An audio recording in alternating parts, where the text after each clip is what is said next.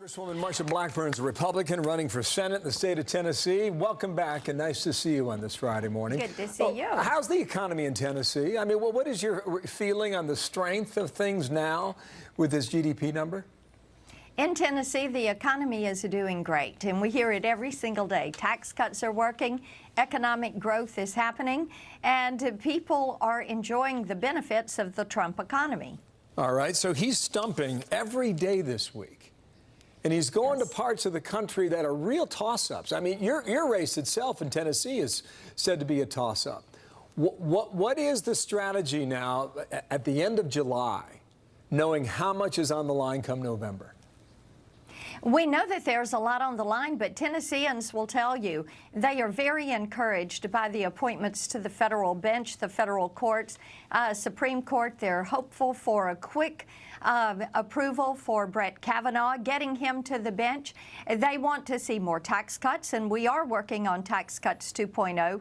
They were encouraged yesterday. I've talked to some of our good Tennessee farmers who are, you know, the best in the world, and they're ready to compete, and they're encouraged by the agreement with the EU yesterday.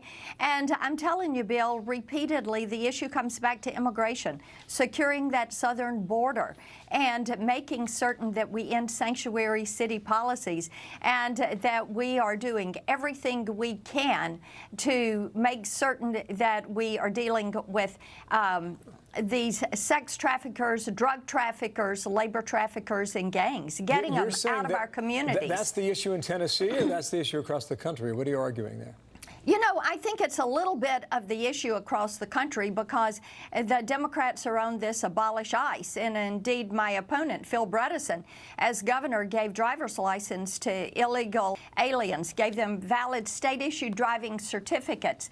And people don't like that. They want to end illegal immigration, and they want to make certain that we build a wall and that we ban sanctuary cities. They do not want to do anything to embolden this abolish ICE movement. They know that ICE is the one that's securing the border, that keeps out terrorists, that keeps out drug traffickers and sex traffickers, and they think that we need to secure that border. It appears that's an issue for the far left. Moderate left, they don't even want to hear about this issue. They think it's the wrong thing to run on.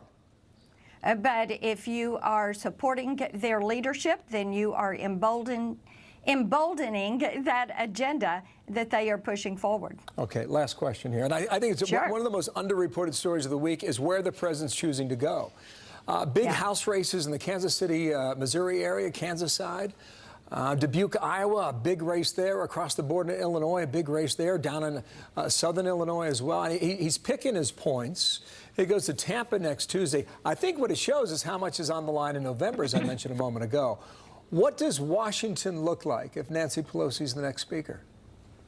If Nancy Pelosi were to be the speaker and Chuck Schumer were to be in charge of the Senate, they've told you that what they're going to do to repeal the Trump tax cuts. They're going to push for government-run single-payer health care. They are going to push to abolish ICE. And that is something that Tennesseans do not want to see happen. Well, they want to make certain that we get more of the Trump agenda, not less. I thank you for your time. And we're going to be watching your race right now. Again, as I said, listed as a toss-up. We'll reach out to your opponent. Hopefully, he'll come on and join us, too. Marsha Blackburn, thank you. Have a great weekend. You too. It's going to be hot, right?